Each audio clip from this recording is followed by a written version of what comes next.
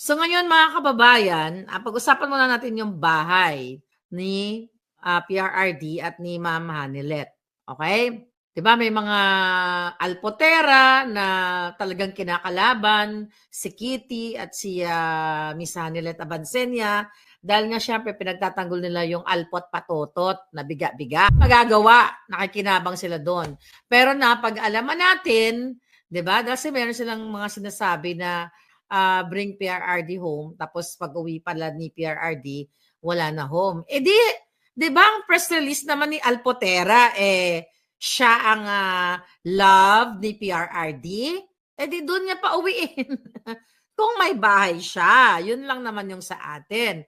Pero ngayon, mga kababayan, napag-alaman natin, unang-una, okay, may mga nagsasabi na,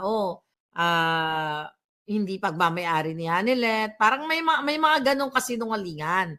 Tas I believe, nag-suggest din si Inday na i-open yung bahay sa public. Okay. So ngayon, pwede na ako magsalita. Kasi, nalaman ko na yung totoo. Okay? Coming mismo sa source. Alright? Na nakapangalan kay Hanilet Abansenia ang bahay. So sa kanya po yung bahay, siya yung may karapatan. Kaya kung nag-suggest man si Inday, 'di ba? It's just a suggestion. At the end of the day, ang masusunod yung may-ari ng bahay. Oh, bakit masusunod tayo? 'Di ba? So mga nasisiraan na talaga itong mga alpot na ito, mga giatay. So napag-alaman ko po ngayong araw, kaya hindi ako makapagsalita kung ano ba talaga, sino ba talaga nagmamay-ari ng bahay kasi I don't know about it. At saka hindi yun ang ancestral house ni PRRD. Ang ancestral house ni PRRD, ang nakatira doon yung kapatid niya. I mean, yung panganay niya kapatid. She's still around, di ba? Kasi may napanood akong interview from 2016 na kung saan ay na pinakita yung bahay. I think ito. Alright? Okay. Bring him home daw ang sinisigaw ni Ma'am Hanilet, tapos wala na raw bahay. Alam nyo, ito mga buwaka ng inang mga ngetpang, mga dugyot, na mga makyoho, na mga ano tawag dyan, mga scammer na lumabag sa batas. Mamaya pag-uusapan natin yan. Dahil di natin tatapusin ang laban sa mga alpots na ito na tumitira sa mga mahal sa buhay ni PRRD. So malinaw po na pagmamay-ari ni Hanilet Abansenia ang bahay. The reason why, actually tinanong ko siya, ano ba, at saka sinabi niya yun sa interview niya, I think, na ang dahilan kung bakit ibibenta ang bahay ay malungkot, di ba? Nakikita yung nangyari doon, wala na si PRRD, may 4 na katulong, wala na mga amo, da. Sabi ko nga, kung gibain man niya yung bahay, puksain niya man, for whatever reason, karapatan niya yon. Ni sino man sa atin, kahit si VP Sara, sino man sa mga Duterte, wala silang magagawa kung siya ang nakapangalan sa bahay. Okay? But this is my point of view. Okay? And this is also my suggestion. Bago yung suggestion ko, gusto ko po lang munang sagutin itong Sunstar Davao. Sabi ng Sunstar Davao, this is the current situation outside the ancestral house of former President Rodrigo Roa Duterte in Doña Luisa Subdivision in Matina, Davao City on Monday morning, June 30th. Okay? June 30 na pala dyan kahap. June 30 pa rin dyan, no? Kasi madaling araw dito. So ikaw, Sunstar Cebu, alam mo naman na hindi yan ancestral house ng mga Duterte. Yung bahay na yan na binibenta at natanggal na nga yung house for sale. I don't know kung nagbago ba isip ni Madam Hanilet, di ba? Hindi yan ancestral house. So i-correct nyo yung balita nyo kapike-pikean. Sabi pa ng Sunstar Davao, over the weekend, for sale sign was spotted at the residence steering public concern and speculation. Although the sign was taken down on Sunday, June 29th, questions continued to circulate.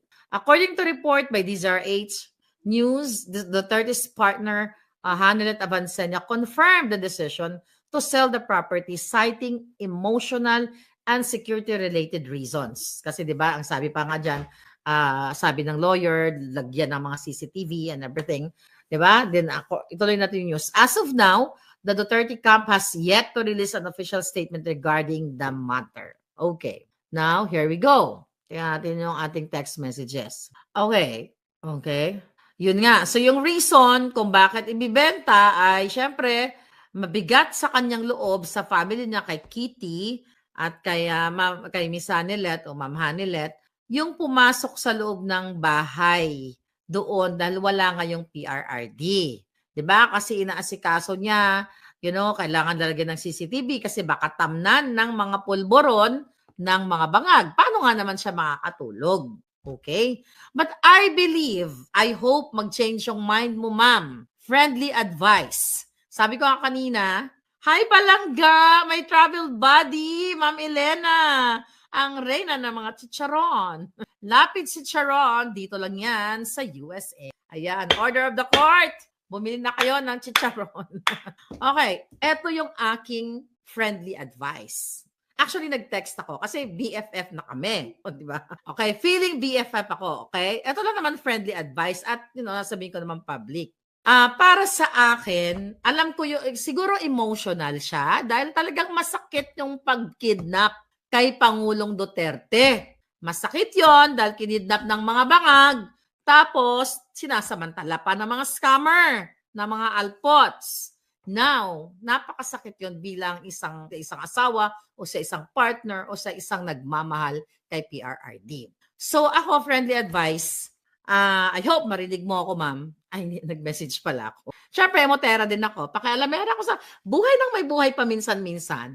Ano lang naman, it's an opinion. Para sa akin, dapat hindi ibenta yung bahay. Kung ako, siguro nasasabi ko lang to kasi hindi ako ganun ka-emotional dahil hindi naman ako may bahay. Hindi naman ako si Ma'am Hanilet. Pero ako talaga i-preserve kasi passive income yun. That's gonna be transferred o pamamanahin ng generation to generation. Sino nakapunta sa inyo sa Alaska, yung Dallas House? Sino? Taas ng kamay.